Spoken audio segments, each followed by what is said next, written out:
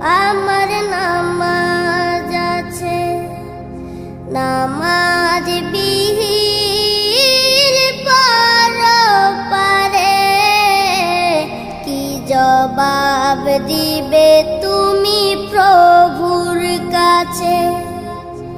প্রভু